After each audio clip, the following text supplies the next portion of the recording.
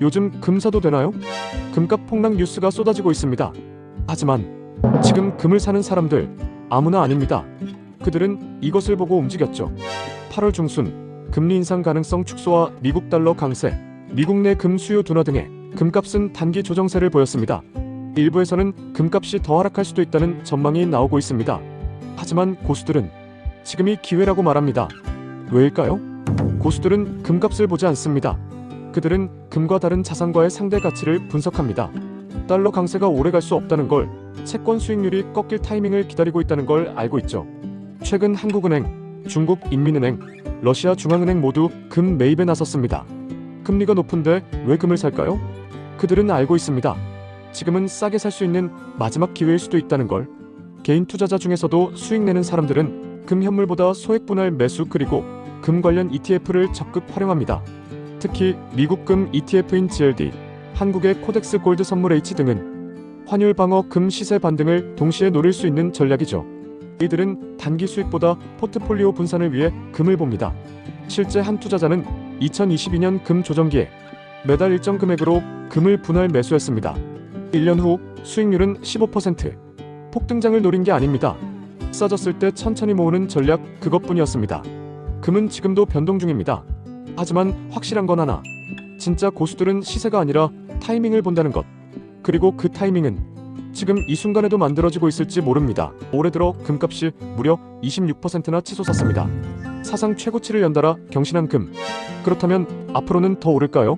아니면 조정이 올까요? 오늘 금값의 흐름과 전망을 쉽고 명확하게 정리해드립니다.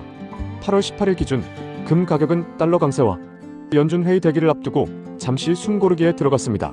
하지만 큰 흐름은 여전히 상승세입니다. 올 상반기 금값은 약 26% 상승, 금 관련 ETF 자산은 41% 증가, 1일 거래량은 사상 최고치를 기록했습니다. 왜 이렇게 올랐을까요? 첫째, 중앙은행의 대규모 매수. 특히 신흥국이 외환 보유액을 금으로 전환하면서 수요가 폭발했습니다. 둘째, 금리 인하 기대. 연준의 통화 정책이 바뀔 것이란 전망이 투자자 심리를 자극했습니다. 셋째, 지정학적 불안.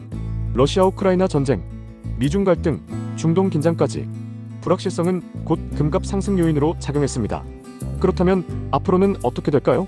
글로벌 투자은행들의 전망은 조금씩 다릅니다. 골드만삭스는 올해 말 온스당 3,700달러, 내년 중반엔 3,880달러까지 오를 수 있다고 봤습니다. JP모건은 4,000달러 돌파 가능성을 제시했죠. 반면 HSBC는 평균 3,215달러로 다소 보수적으로 전망했습니다. 세계금협회는 하반기 금값이 0에서 5% 추가 상승할 수 있으며 만약 세계 경기가 악화되면 10%에서 15%까지 더 오를 수 있다고 분석했습니다. 즉, 공통된 시각은 상승세는 이어지되 변동성은 크다는 겁니다. 하지만 장밋빛 전망만 있는 건 아닙니다. 단기적으로는 조정 요인도 뚜렷합니다. 첫째, 관세 변수. 최근 금괴 관세 논란만으로도 금값이 하루 만에 출렁였습니다. 둘째, 달러 강세와 금리 정책. 미국 금리가 다시 인상되면 금은 상대적으로 매력이 떨어집니다. 셋째, 지정학적 긴장 완화 가능성. 전쟁이나 갈등이 완화된다면 안전 자산 수요는 줄 수 있습니다. 즉, 단기 조정은 언제든 가능하다는 뜻입니다. 정리하면 금값은 여전히 사상 최고 수준을 유지하며 향후 3,700달러에서 4,000달러까지 오를 가능성이 열려 있습니다. 하지만 관세, 금리, 그리고 지정학적 변수들이 언제든 변동성을 키울 수 있다는 점 꼭 기억하셔야 합니다.